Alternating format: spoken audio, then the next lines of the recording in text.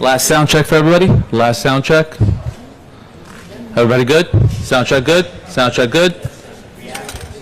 Yes? Yes? Yes? Yes? Yes? Yes? Okay.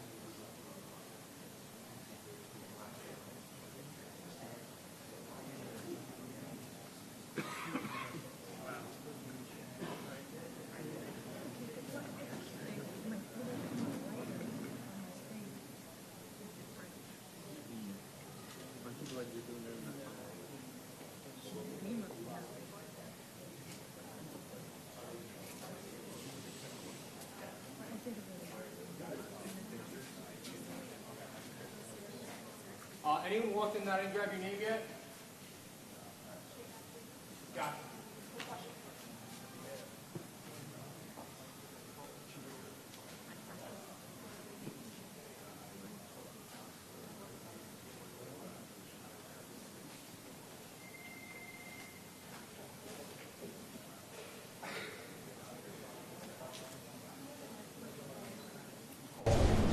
They said 10 o'clock. You told me for.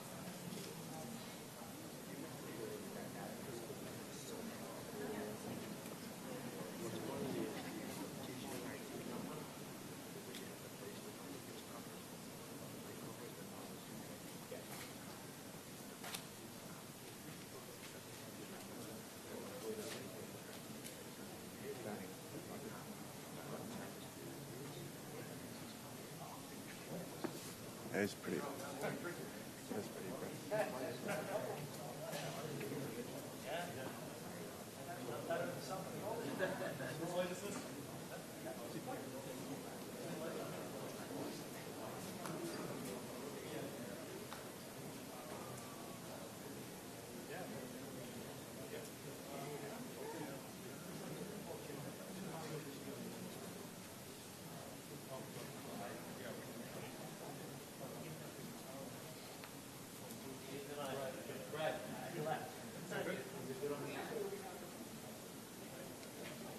It is kind of bright. Can you dim it down just a little bit more?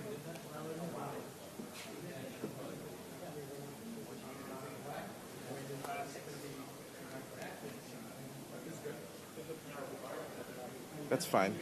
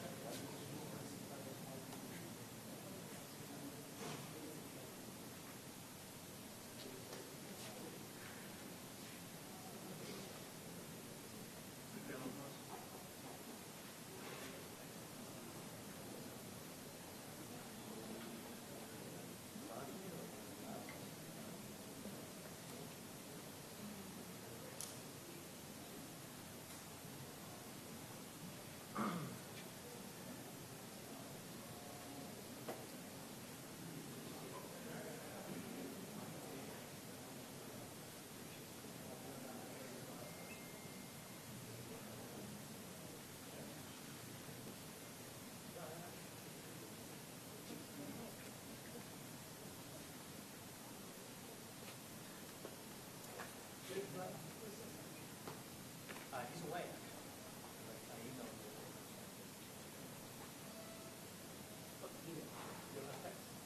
He sent me an email, so I'll go back.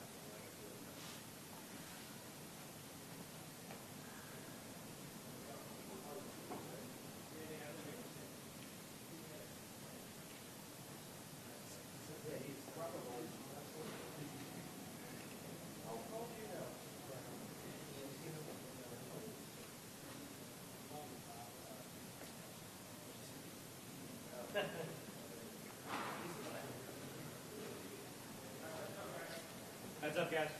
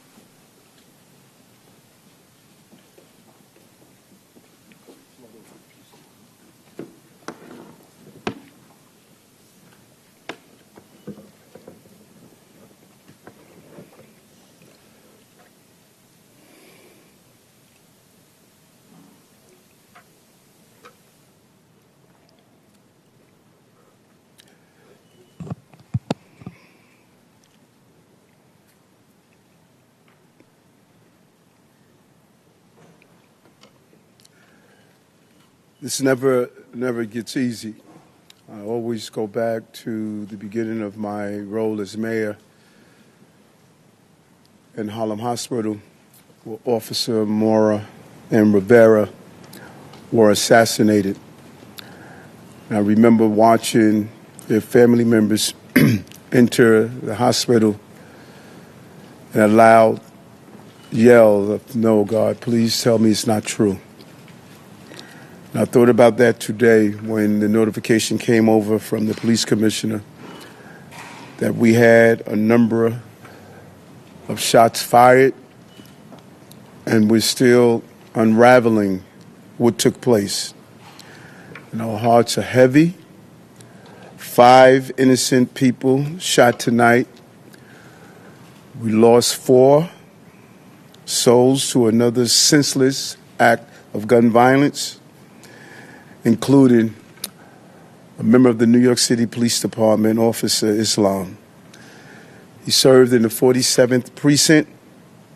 He was just 36 years old and a 3.5-year veteran of the department.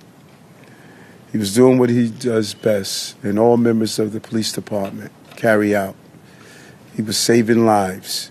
He was protecting New Yorkers.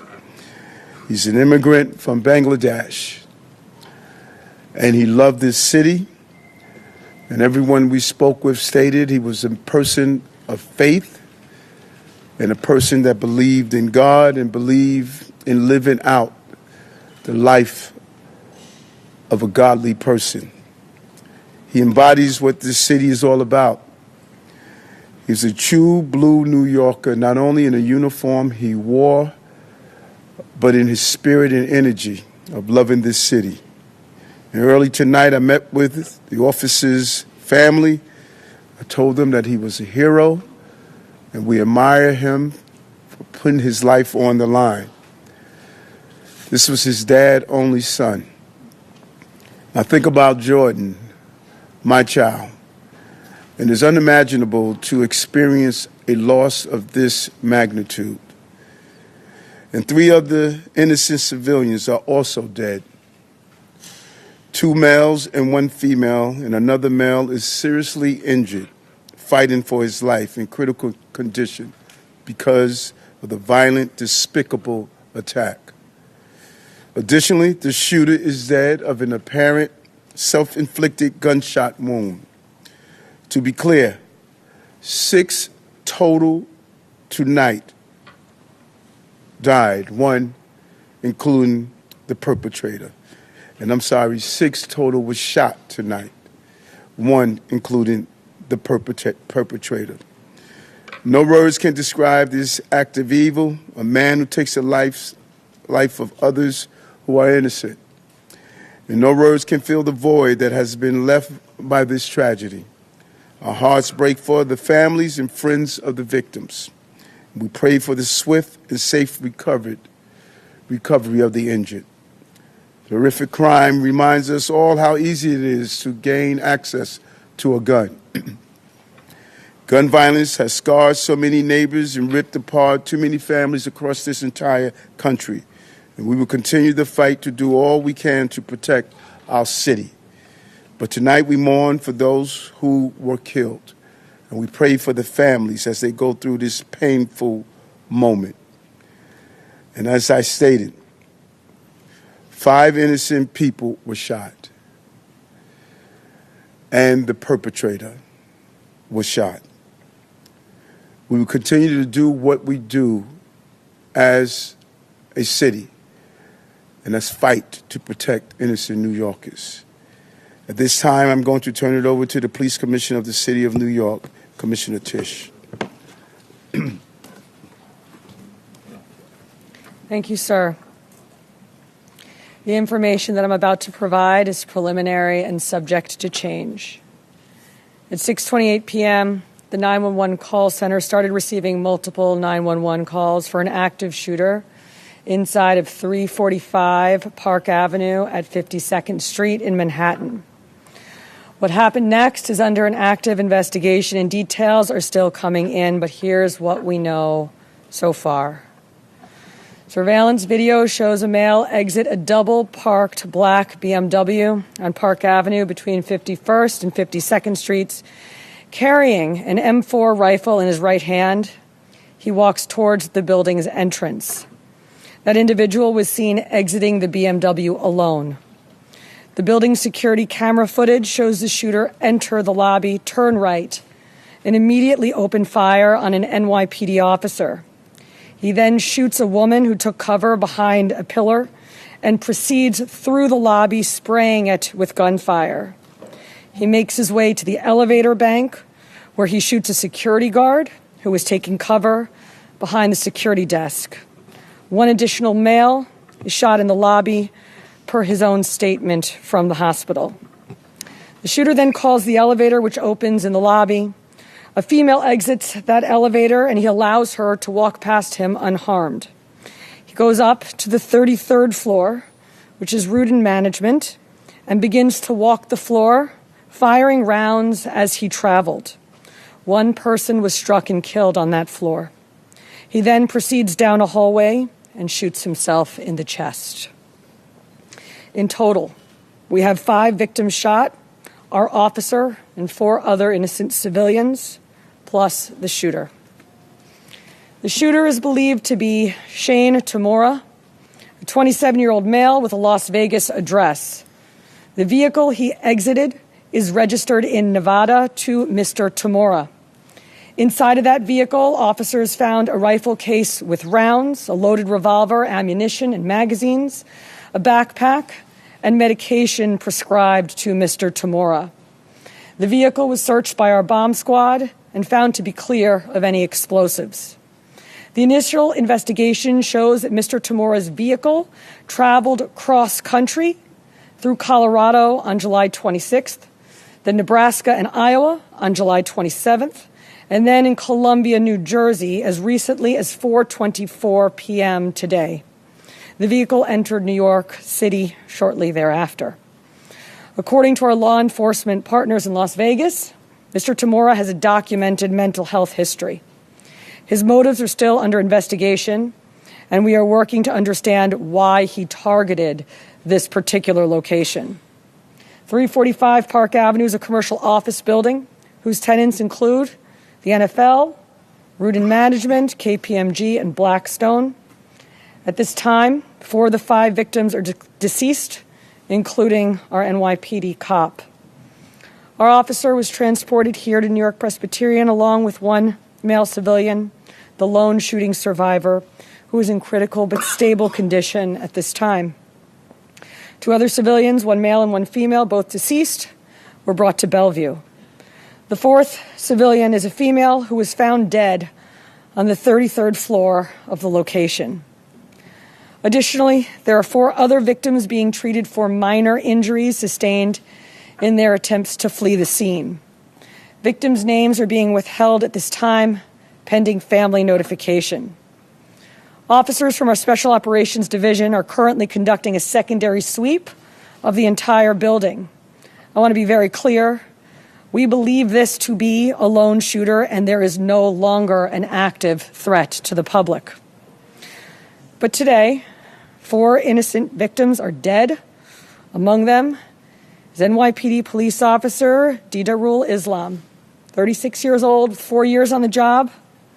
Officer Islam was married with 2 young boys, and his wife is pregnant with their 3rd child. He's assigned to the 4-7 precinct in the Bronx. He was doing the job that we asked him to do. He put himself in harm's way. He made the ultimate sacrifice, shot in cold blood, wearing a uniform that stood for the promise that he made to this city. He died as he lived, a hero. I want to extend my profound sympathies to all of the victims and their families, and to the brave NYPD cops who today lost a brother. There are still many questions that we have to answer, and we will answer them. But for now, our city is in mourning for the innocent lives lost. May their memories be a blessing. Pat. Sorry. Oops, sorry. Patrick Hendry, president of the PBA. This is a a devastating night for our city, for our police department. Pure evil came to the heart of our city and struck innocent people. And one of our police officers who were protecting those people. We lost 4 people tonight in our hero brother who gave his life for this city. He was a hardworking police officer who was proud, we know, from hearing from his family, to put on that uniform and shield of a New York City police officer every day and went out and did his job. And he went out every single day to provide for his family, whether it was overtime or whatever he had to do to provide for this family. That's what he did on a daily basis. And his family is devastated. A wife losing a husband who provided for that family. A father who's not going to see his son again. And our hearts of every New York City police officer right now is hurting. We're hurting for our brother police officer who we lost. We're hurting for that family. We're hurting for all the victims and hurting for all the families of the victims. And we're all asking, why? Why did pure evil come here? And we know our police department and our law enforcement partners will work tirelessly to get those answers. But now our job as police officers is to be there for this family, to support them in any way that we can, to come together as a city, to be there for these families of the victims. And we will continue to do that because that's what New York City police officers do. And we're going to continue as police officers to go out and protect this city because we know that evil can strike at any time. But police officers are willing to risk their lives to protect everyone in this room and protect everyone in this city. So we ask all New Yorkers to pray for our police officers' family, to pray for all the victims and their families. And we need to stand united going forward. We thank you for covering this story. Yeah, we are also joined by our federal partners from the ATF and the FBI. I want to give an opportunity to our partner in the FBI, a special agent in charge of the New York City Field Office, Chris Rea. Thank you, Mayor. First off, on behalf of all the men and women of the FBI, I'd like to extend my deepest condolences to the victims of this senseless tragedy. And also personally, I want to extend my condolences to the police commissioner. And just please know, ma'am and Mr. Mayor, that you have the full force of FBI New York and the full force of FBI to get to the bottom of the answers. Upon learning of the incident this evening, FBI agents immediately deployed to the scene to assist our NYPD partners. While this remains an NYPD investigation, the FBI's New York office stands ready to provide any and all resources to assist our partners. Initial checks of our internal systems have not revealed any information about the subject. But when and if more information becomes available, we will share what we can, when we can, with the public. Thank you. Okay, we're going to do some on-topic questions. Folks, start with CNN, please. Just a quick question about the police officer. When he was standing in the lobby, did he have a chance to fire his weapon at the shooter, or was it completely ambushed? And also, when the shooter got to the floor, approximately how many people were on that floor and what were they doing? All of this information is under active investigation. Videos are being reviewed. And as this investigation continues to unfold, we'll be able to answer those questions. But right now, it's an active investigation. Miles, Commissioner, if you could just talk about about. He was working paid detail there. People who might not know what that means. And was he the only officer working that paid detail there? I believe that there were 2 officers in the building working pay detail assignments in different parts of the building. And what is that? People, may say he's on his day off working in a uniform. Paid detail is a program that we have set up at the police department that allows companies to hire officers in uniform to provide extra uniform security. Commissioner, did she, based on interviews with witnesses, did she say anything at all? And secondly, did you leave behind any manifesto, any writings or leaflets? I already described what we found in the vehicle, and it's too early in the investigation to discuss anything more. Thank you. Is there any indication that he had a prior connection to New York? What real estate industry? As I said, too early in this investigation to tell, but nothing that we have seen preliminarily. Commissioner, can you talk about what the medication was that was found in the vehicle? I cannot. Can you speak about any prior law enforcement contact you may have had? I cannot, other than to say that our partners in Las Vegas made us aware of a mental health history. Yes, Steve? What's your Can you please share any details you have on what the patient's history was? Origin and whether or not he had... Just what I said already. It was an M4 rifle, and we also found a revolver in the vehicle with ammunition and magazines. He did have a license in the state of Nevada. Your one? Was there any intelligence indicating that this patient was at risk beforehand? And are you considering this a targeted attack or an act of terrorism? At this time, it's too early in the investigation to tell.